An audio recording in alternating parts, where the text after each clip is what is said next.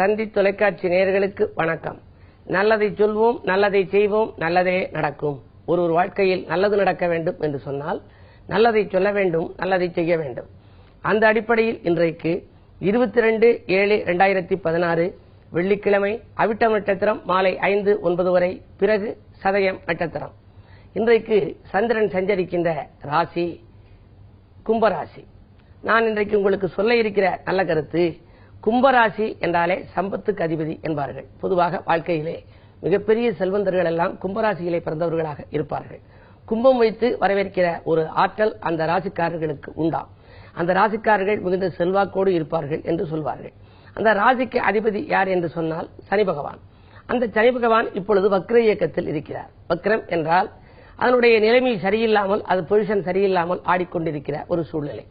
அப்படி வக்ரமாக இருப்பதோடு மட்டும் அல்லாமல் செவ்வாயோடும் சேர்ந்திருக்கின்றார். எனவே அப்படிப்பட்டவர்கள் எல்லாம் இந்த ராசிக்காரர்கள் என்றல்ல, எந்த ராசியை சார்ந்தவர்களாக இருந்தாலும் சனியின் ஆதிக்கத்திலே பிறந்தவர்கள், பூசம், அனுஷம், உத்திரட்டாதியிலே பிறந்தவர்கள், மகர ராசி, கும்பராசியிலே பிறந்தவர்கள், விருச்சிக ராசியிலே பிறந்தவர்கள், ரிஷபராசியிலே பிறந்தவர்கள், சனியின் ஆதிக்கம் 7.5 சனி, அஷ்டமத்து சனி, அர்த்தாஷ்டம சனியின் ஆதிக்கத்தில் இருப்பவர்கள் எல்லாம் வணங்க வேண்டிய தெய்வம் அவர்கள் அனுமனைத்தான் வழிபாடு செய்ய வேண்டும். அனுமனை அதிகமாக வணங்க வணங்க அவருடைய துயரங்கள் விலகி துள்ளி ஓடும், இன்பங்கள் எல்லாம் இல்லம் வந்து சேரும். அப்படிப்பட்ட ஆஞ்சநேயர் தமிழகத்திலே பல இடங்களிலே விஸ்வரூப ஆஞ்சநேயராக மிகப்பெரிய அளவிலே இருக்கின்றார். சுசீந்திரம் என்று எடுத்துக்கொண்டால் அந்த ஊரிலே தானுமாலையின் கோயிலிலே மிகப்பெரிய அனுமான் இருக்கின்றார். சேலம் நாமக்கல்லிலே இருக்கக்கூடிய அந்த ஆஞ்சநேயரும் விஸ்வரூப ஆஞ்சநேயர். அதே போல சிவகங்கை மாவட்டம் காரைக்குடிக்கு பக்கத்திலே சூரக்குடி என்ற ஒரு ஊரிலே ஸ்ரீ சிவ ஆஞ்சநேயர் என்ற ஒரு ஆஞ்சநேயருடைய ஆலயம் இருக்கிறது. அற்புதமான மிக உயரமான ஆஞ்சநேயர். அந்த ஆஞ்சநேயருடைய வழிபாடு ஒவ்வொரு ஆண்டும் அங்கே சனிக்கிழமை அன்றைக்கு வருடத்தில் ஒரு முறை விளக்கு பூஜை என்று வைப்பார்கள். நாளை சனிக்கிழமை, நாளைய தினம் என்னுடைய தலைமையிலே அங்கே விளக்கு பூஜை நடைபெறுகின்றது. பொதுவாக விளக்கு பூஜையிலே நாம் கலந்து கொண்டால் என்ன பலன் என்பதை பற்றி நீங்கள் தெரிந்து கொள்ள வேண்டும். விளக்கு என்பது ஒளிமயமானது. அதாவது கண்ணதாசன் சொல்லுவார், விளக்கிருக்கும் இடம் அனைத்தும் வெளிச்சம் வரும் என்றாலும் விளக்கின் கீழ் இருட்டு வீடு கட்டி கொண்டிருக்கும். விளக்கு இருக்க இடமெல்லாம் வெளிச்சமா இருக்கும், அதற்கு கீழே அதனுடைய கீழே பார்த்தால் கொஞ்சம் இருட்டாக இருக்கும் என்று வர்ணிப்பார். பொதுவா நம்ம ஒளி எடுத்து கொடுக்கிறோம். அப்படி ஒளி கொடுத்தால் நமக்கு வாழ்க்கையிலே வழி கிடைக்கும். வீதியில வாகனங்களை பார்த்திருப்பீர்கள். ஒரு லாரி போகுது, ஒரு பஸ் போகுது அப்படின்னா அதனுடைய பின்பக்கத்தில் என்ன எழுதியிருப்பார்கள், ஒலி கொடுத்தால் வழி கிடைக்கும் அப்படின்னு. அதே போல ஒலி நம்ம கொடுத்தோம் அப்படின்னா அந்த கார் விலகிக்கும், நமக்கு வழி கிடைக்குது. அதே மாதிரி இறைவன் சன்னதியிலே நாம் விளக்கு ஏற்றினால் ஒளி கொடுத்தால் நமது வாழ்க்கையில் வழி கிடைக்கும். இந்த தத்துவத்தை தான் நாம் இந்த விளக்கு பூஜையிலே நாம் கையாளுகின்றோம். அதிலும் ஒவ்வொரு ஆலயங்களிலும் ஒவ்வொரு முறை ஆடி மாதத்திலே அம்மன் கோயிலே விளக்கு பூஜை இருக்கும். அதே போல முருகன் கோயிலே விளக்கு பூஜை இருக்கும், காளியம்மன் கோயிலே விளக்கு பூஜை இருக்கும். அதே போல சனிக்கிழமை அன்றைக்கு நாளைய தினம் சூரக்குடி ஆஞ்சநேயர் கோவிலே என்னுடைய தலைமையிலே அங்கே விளக்கு பூஜை நடைபெற இருக்கிறது. ஒளிமயமான எதிர்காலம் என் உள்ளத்தில் தெரிகிறது, இந்த உலகம் பாடும் பாடலோசை என் காதில் ஒலிக்கிறது என்று கண்ணதாசன் பாடல் எழுதியிருப்பார். ஒருவருக்கு ஒளிமயமான எதிர்காலம் வர வேண்டும் என்று சொன்னால் இது போன்ற விளக்கு பூஜையிலே கலந்து கொள்ள வேண்டும். அது மட்டும் அல்லாமல் ஆஞ்சநேயரையும் வழிபாடு செய்ய வேண்டும். ஆஞ்சநேயருக்கு என்ன பெருமை அப்படின்னா, ராமரும் சீதையும் பிரிந்திருந்தார்கள். பிரிந்தவரை சேர்த்து வைக்கிற ஆற்றல் அனுமனுக்கு வந்தது. அவர்கள் இருக்கிற இடத்தை தேடி கண்டுபிடித்து அசோகவனத்திலே சீதை இருந்தாள். அந்த அசோகவனத்திற்கு அசோகவனம் என்று பெயர் சொல்லக்கூடாது, சோகவனம் என்று சொல்ல வேண்டும். சோகமாக இருந்தாளாம் சீதை. அவளை கண்டுபிடிக்கிற ஆற்றல் அனுமனுக்கு இருந்தது. பறந்து சென்று போய் கண்டுபிடித்தார். கண்டுபிடித்த உடனே அங்கு வந்து திரும்ப ராமனிடம் சொல்லுகின்ற பொழுது நாமெல்லாம் சொல்லுவோம், இந்த ஊருக்கு போனோம், அந்த ஊருக்கு போனோம், இப்படி வழியிலே பார்த்தோம் என்றெல்லாம் சொல்லி கடைசியில் வரைக்கும் அந்த காரியத்தை எப்படி நடந்தது என்று சொல்ல மறுத்து விடுவோம். ஆனால் ஆஞ்சநேயர் அப்படி சொல்லவில்லை. கண்டேன் என்றார். அவர் ராமன் பதவிப்போடு இருந்தவனை பார்த்து எப்படி இருக்கிறாள் சீதை என்பதை அறிந்து கொள்ள ஆவலோடு இருக்கிறான். உடனே அனுமன் சொல்கிறான், கண்டேன். அடுத்து அவள் எப்படி இருக்கிறாளோ என்று நினைக்கின்ற பொழுது கற்பினுக்கு அணியை என் கண்களால் என்று ஒரு 4 வார்த்தைக்குள்ளே அவருடைய சந்தேகத்தை தீர்த்து வைத்து விடுவானாம். ஆகையினாலேதான் அனுமனுக்கு சொல்லின் செல்வன் என்று பட்டம். இன்றைக்கும் திக்கி திக்கி பேசுகிற குழந்தைகள் ஆஞ்சநேயரை வழிபட்டால் அந்த திக்குதலிலிருந்து மாறி நல்ல சொற்களை சொல்ல ஆரம்பித்து விடும், நல்ல முறைகளை பேசத் தொடங்கிவிடும். எனக்கு தெரிந்த ஒரு நண்பருக்கு ஒரு சின்ன குழந்தை ஒரு சில வார்த்தைகளை பேசும். பிறகு கொஞ்ச நேரம் யோசிக்கும், பிறகு திக்கி திக்கி பேசும். என்னிடம் கேட்டார்கள், இது திக்கி திக்கி பேசுகிறதே, என்ன செய்வதுன்னு கேட்டார்கள். 8 வாரம் தொடர்ந்து ஆஞ்சநேயர் கோயிலுக்கு சென்று வாருங்கள். இதுபோன்ற விஸ்வரூப ஆஞ்சநேயர்களை எல்லாம் நீங்கள் சென்று நாமக்கல் போன்ற இடங்களுக்கெல்லாம் சென்று வழிபட்டு வாருங்கள் என்று சொன்னேன். அதற்கு பின்னாலே வழிபட்டு வந்த பின்னாலே இப்பொழுது மிக அற்புதமாக எந்த திக்குதலும் இல்லாமல் அந்த குழந்தை பேசுகின்றது. பொதுவாகவே திக்கி பேசுகிற ஆற்றல் மாறுவதற்கு சொல்லின் செல்வன் என்று பெயர் பெற்ற அந்த ஆஞ்சநேயரை வழிபடலாம். பிரிந்த தம்பதியை சேர்த்து வைக்கிற ஆற்றலும் ஆஞ்சநேயருக்கு உண்டு.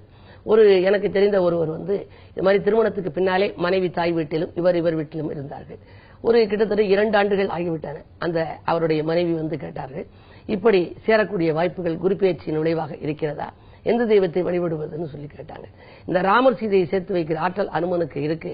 அனுமன் வாளிலே மணிகட்டி ஆஞ்சநேயரை நீங்கள் கும்பிட்டால் வாழ்விலே வெற்றி கிடைக்கும், சேரக்கூடிய வாய்ப்பு வரும் என்ற உடனே அந்த பிரச்சனைகள் பிணக்குகள் சேர்ந்து இணக்கம் ஏற்பட்டது. காரணம், பிரிந்தவரை சேர்த்து வைக்கிற ஆற்றல் அனுமனுக்கு உண்டு. பேசுகிற ஆற்றலை நல்ல முறையிலே வளப்படுத்துகிற ஆற்றல் அனுமனுக்கு உண்டு. அப்படிப்பட்ட அனுமன் சன்னதிக்கு சனியின் ஆதிக்கம் இருப்பவர்கள், இதுபோன்ற வக்ரச்சனியின் ஆதிக்கம் இருக்கின்ற காலங்களில் இந்த ராசிக்காரர்கள் மட்டுமல்ல, எந்த ராசியில் பிறந்தவர்களாக இருந்தாலும், எந்த நட்சத்திரத்தில் பிறந்தவர்களாக இருந்தாலும் அனுமனை வழிபட்டால் ஆனந்தமான வாழ்க்கை அமையும். அனுமன் வழிபாடு அல்லல்களை தீர்க்கும். அனுமன் வழிபாடு அற்புதமான வளர்ச்சியை நமக்கு கொடுக்கும் என்ற கருத்தை தெரிவித்து இனி இந்திய ராசி பலன்களை இப்பொழுது உங்களுக்கு வழங்கப் போகின்றேன். மேசராசி நேயர்களே, உங்களுக்கெல்லாம் தொழில் வளர்ச்சி கூடுகின்ற நாள். தொகை எதிர்பார்த்த இடத்திலிருந்தே வந்து சேரும். ராசிநாதன் செவ்வாய் வலிமையாக இருக்கிறார். ஆரோக்கிய தொல்லைகள் அகலும். உடல் ஆரோக்கியம் சீராகி உற்சாகத்தோடு இருப்பதனாலே இதை செய்வோமா அதை செய்வோமா என்று சிந்திப்பீர்கள். நண்பர்கள் நல்ல தகவல்களை கொண்டு வந்து சேர்ப்பார்கள். குருவின் பார்வை பதிவதால் பணக்கவலை தீரும். பணப்புழக்கம் அதிகரிக்கும். நினைத்த காரியத்தை நினைத்த நேரத்தில் செய்து முடிக்கும் நாளாக இந்த நாள் உங்களுக்கு அமையப் போகிறது. ரிஷபராசி நேயர்களே, உற்சாகத்துடன் பணிபுரியும் நாள். உத்தியோக முன்னேற்றமும் உங்களுக்கு கிடைக்கும். பணி நிரந்தரம் பற்றிய கவலை இருக்கிறதா, அந்த கவலை இன்றைக்கு தீருகிற விதத்தில் பணி நிரந்தரம் பற்றிய ஒரு நல்ல தகவல் வந்து சேரலாம். உத்தியோகத்திற்கு நேர்முக தேர்வுக்கு செல்கிறீர்களா, அதிலும் உங்களுக்கு வெற்றி கிடைக்க வேண்டும் என்று நினைத்தவர்களுக்கு இன்றைக்கு வழிபாட்டின் மூலம் உங்களுக்கு வெற்றி கிடைக்கும். செவ்வாய் பலம் நன்றாக இருப்பதால் ஆரோக்கியம் சீராகும். நட்பு வட்டம் விரியும். நல்ல காரியங்கள் இல்லத்தில் நடைபெறும் நாள் இந்த நாள். மிதுனராசி நேயர்களே, உங்களுக்கெல்லாம் விமர்சனங்களால் விரிசல் ஏற்படும் நாள். வியாபார விரோதங்கள் எல்லாம் அதிகரிக்கலாம். வியாபார விரோதங்கள் அதிகரிக்காமல் இருக்க வேண்டும் என்றால் விட்டுக் கொடுத்து செல்ல வேண்டும், அனுசரித்து செல்ல வேண்டும். 2ஆம் இடத்திலே உங்கள் ராசிநாதன் சூரியனோடும் சுக்கிரனோடும் இணைந்திருக்கிறார். விரையாதிபதி 2இல் இருக்கின்ற பொழுது தேவையில்லாத விரயங்கள் கூட வரலாம். அரசு வழி சலுகைகள் வருவதில் கொஞ்சம் தாமதம் ஏற்படலாம். 9இல் கேது இருப்பதால் பூர்வீக சொத்துக்களில் கூட தகராறுகள் ஏற்படலாம். எனவே பாகப்பிரிவினைகள் இழுபற நிலையில் இருக்கிறது என்றும் கவலைப்படுவீர்கள். இன்றைக்கு கிழமையின் அடிப்படையில் பார்க்கின்ற பொழுது வெள்ளி என்பதால் நீங்கள் இன்றைக்கு சிவாலய வழிபாட்டில் அம்பிகையை மேற்கொள்ளுங்கள். ஆனந்த வாழ்க்கை அமையும். கடகராசி நேயர்களே, உங்களுக்கு சந்திராஷ்டமம். எதை செய்தாலும் யோசித்து செய்ய வேண்டும். இறைவனை பூஜித்து செய்ய வேண்டும். நம்பிக்கைக்குரியவர்களால் உங்களுக்கு நன்மை கிடைக்கலாம் என்றாலும் கூட நல்ல காரியம் இல்லத்தில் நடைபெறும். சூழ்நிலை கொஞ்சம் தள்ளி போகலாம்.